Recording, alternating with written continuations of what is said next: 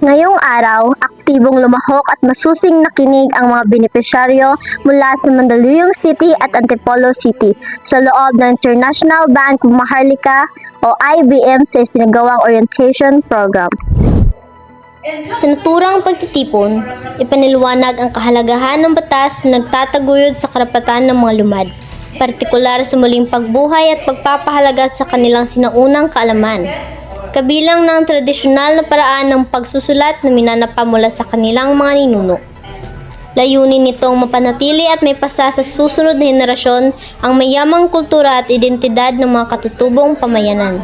Bukod dito, itinuro rin kung paano wasto at makatarungang gamitin ng mga lumad ang kanilang mga karapatan sa ilalim ng nasabing batas, bilang hakbang sa pagpapatibay ng kanilang dignidad, pagkakaisa at pananagutan sa lipunan. Binigyang diin din sa orientation na ang lahat ng ito ay nakaugat sa pananampalataya sa Diyos, bilang gabay sa tamang pamumuhay, paggalang sa kapwa at pangangalaga sa kanilang pamana at kalikasan. Isinama rin sa isinagawang orientation ang masusing talakayan tungkol sa Divine Government at sa Golden Zion o G-Zion Currency, kung saan ipaniluwanag ang buong proseso ng tamang paggamit, pagpapalit at digital system na nakaakibat nito. Ayon sa mga tagapagsalita, mahalagang maunawaan ng bawat benepisyaryo ang mekanismo ng G-Zion Currency upang matiyak ang maayos, ligtas at epesyenteng transaksyon. Detalyadong ipaniliwanag ang proseso ng pagpapa-exchange, gayon din ang wastong paggamit ng digital system na magsisilbing pangunahing daluyan ng palitan at sirkulasyon ng nasabing currency. Binigyang diin ng sistema ito ay bahagi ng mas malawak na layunin ng Divine Government, ang pagtataguyod ng kaayusan, katarungan, disiplina at pananampalataya sa Diyos bilang sentro ng pamumuhay. Layunin nitong gabayan ang mga komunidad sa responsableng pamamahala ng yaman, pagtutulungan at pagpapaunlad ng kabuhayan ng may takot sa Diyos at malasakit sa kapwa. Sa pamamagitan ng pagtataguyod ng sariling produkto, muling binigyang diin ang pagbabalik sa agrikultura bilang pangunahing pundasyon ng kabuhayan at seguridad sa pagkain ng komunidad. Diktas na mga katutubo sa ulan, mga banig, mga higo, mga lusong, mga algo, mga masarap nila, mga bigo, mga bigo. Anong kasagaran sa mga katutubo na to kaya na ikaw galing mong produkto?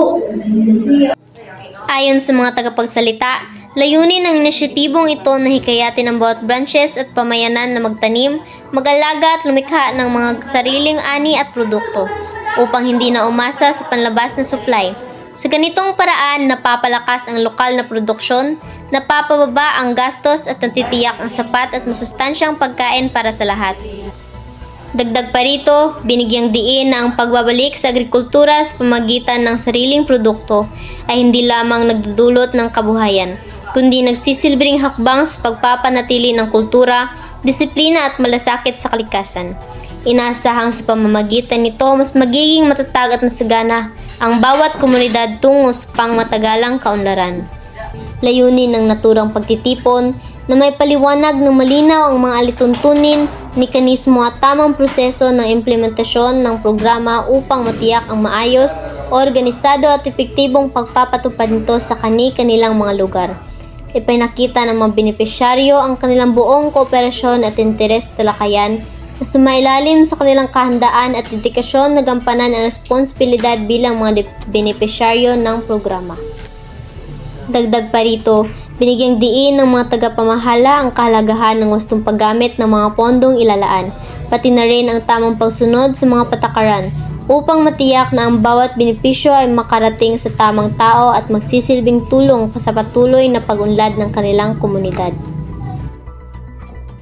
Ako si Bayan Yezga para sa MBS News, One Nation, One Voice.